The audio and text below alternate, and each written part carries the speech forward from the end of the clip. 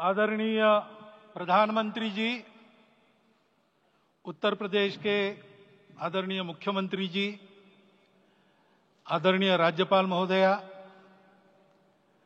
देश के आज विद्यमान सभी पंथ संप्रदायों का प्रतिनिधित्व करने वाले हमारे संत ऋषि आचार्य गण और समाज के सब स्तरों का प्रतिनिधित्व करने वाले निमंत्रित महानुभाव, आज का आनंद शब्दों में वर्णनातीत है और उसके वर्णन करने का प्रयास इसके पहले के वक्तव्यों में अच्छा हो गया है। यह भी बता दिया गया है और हम जानते भी हैं कि आज अयोध्या में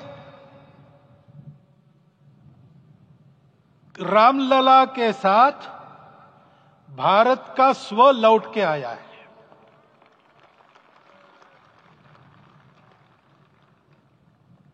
और संपूर्ण विश्व को त्रासदी से राहत देने वाला एक नया भारत खड़ा होके रहेगा, इसका प्रतीक आज का कार्यक्रम बन गया है। ऐसे समय में आपके उत्साह का, आपके आनंद का वर्णन कोई नहीं कर सकता। हम यहां पर अनुभव कर रहे, पूर्ण देश में यही वातावरण है। छोटे छोटे मंदिर के सामने दूरदर्शन पर इस कार्यक्रम को सुनने वाले हमारे समाज के करोड़ों बंधु वहां पहुंच न पाए, ऐसे घर घर के हमारे नागरिक सज्जन, माता भगिनी सब भाव विभोर है, सब में आनंद है, सब में उत्साह है। और ऐसे समय में जोश की बातों में थोड़ी सी होश की बात करने का काम मुझे ही दिया जाता है।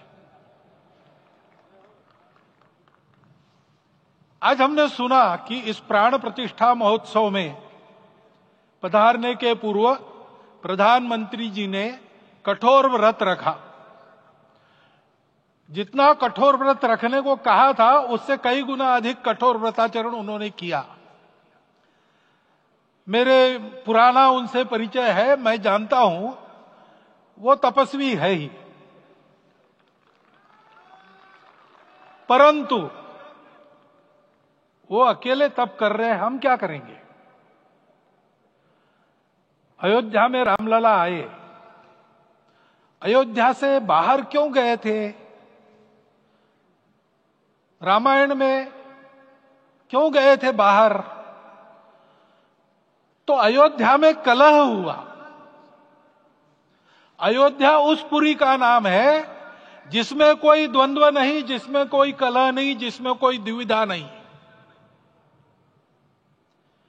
वो हुआ 14 वर्ष वनवास में गए। वो सब ठीक होने के बाद दुनिया के कलह को मिटा के वापिस आए। आज रामलला वापस फिर से आए हैं 500 साल के बाद। जिनके त्याग, तपस्या, प्रयासों से ये सोने का दिन आज हम देख रहे, सुवर्ण दिवस देख रहे, उनका स्मरण प्राण प्रतिष्ठा के संकल्प में हम लोगों ने कहा, आपने सुना होगा, स्मरण किया। उनकी तपस्या को, उनके त्याग को, उनके परिश्रम को शत बार, सहस्त्र बार, कोटि बार नमन है। रामलला के यहां इस युग में आज के दिन फिर वापस आने का इतिहास जो जो श्रवण करेगा वो राष्ट्र के लिए कर्मप्रवण होगा और उसके राष्ट्र का सब दुख दैन्य हरण होगा। ऐसे ही इस इतिहास का सामर्थ्य है। परंतु उसमें हमारे लिए कर्तव्य का आदेश भी है।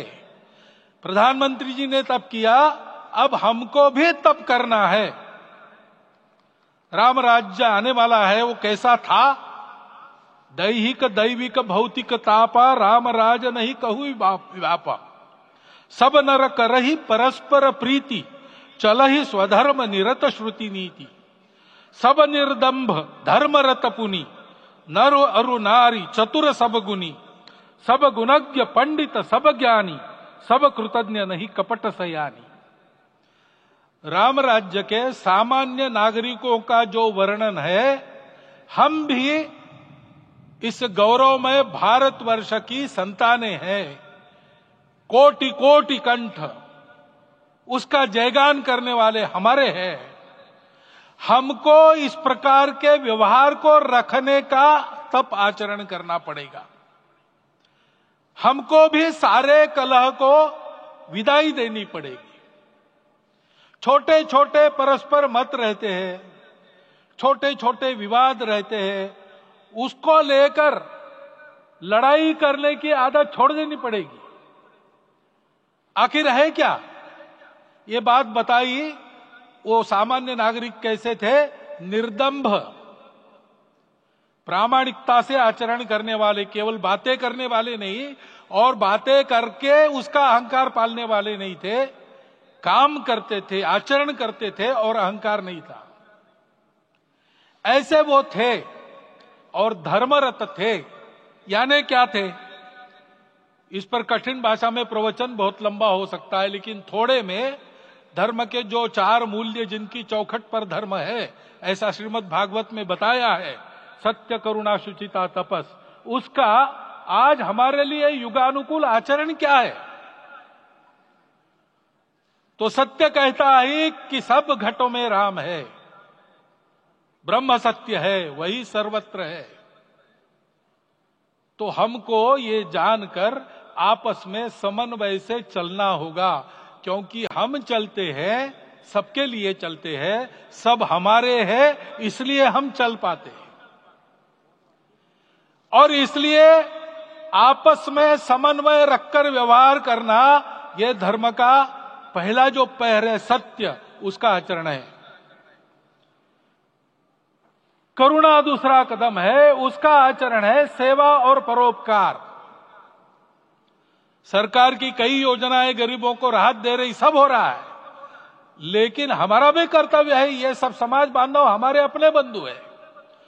तो जहां हमको दुख दिखता है, पीड़ा दिखती है, वहां हम दौड़ जाए, सेवा करें, दोनों हाथों से कमाएं, अपने लिए न्यूनतम आवश्यक रखकर बाकी सारा वापस दे, सेवा और परोपकार के माध्यम से। यह करुणा का अर्थ आज है। शुचिता पर चलना है, यानी पवित्रता होनी चाहिए। पवित्रता के लिए संयम चाहिए, अपने को रोकना है। सब अपनी इच्छाएं, सब अपने मत, सब अपनी बातें ठीक होंगी ही ऐसा नहीं, और होगी तो भी अन्यों के भी मत है, अन्यों की भी इच्छाएं हैं।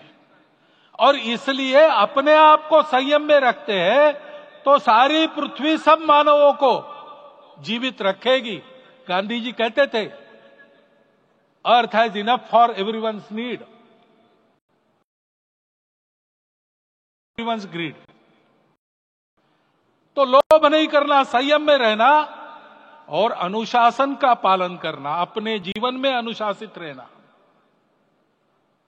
अपने कुटुंब में अनुशासन रहना, अपने समाज में अनुशासन रहना। सामाजिक जीवन में नागरिक अनुशासन का पालन करना।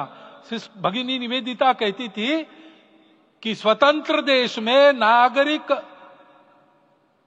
संवेदना रखना और नागरिक अनुशासन का पालन करना, यही देशभक्ति का रूप है। इससे जीवन में पवित्रता आती है। और तपस का तो मूर्तिमान उदाहरण आपके सामने आज दिया गया। व्यक्तिगत तपस तो हम करेंगे, सामूहिक तपस क्या है? संगच्छध्वम संवदध्वम संवो मनांसी जानता। हम साथ चलेंगे, बोलेंगे आपस में, उसमें से एक सहमति का संवाद निकालेंगे, एक ही भाषा बोलेंगे, वो वाणी मन वचन कर्म समन्वित होगा और मिलके चलेंगे, अपने देश को विश्व गुरु बनाएंगे। ये तपस हम सबको करना है। 500 वर्षों तक अनेक पीढ़ियों ने लगकर परिश्रम करके, प्राणों का बलिदान देके, खून पसीना बहाकर आज ये आनंद का दिन सारे राष्ट्र को उपलब्ध करा दिया।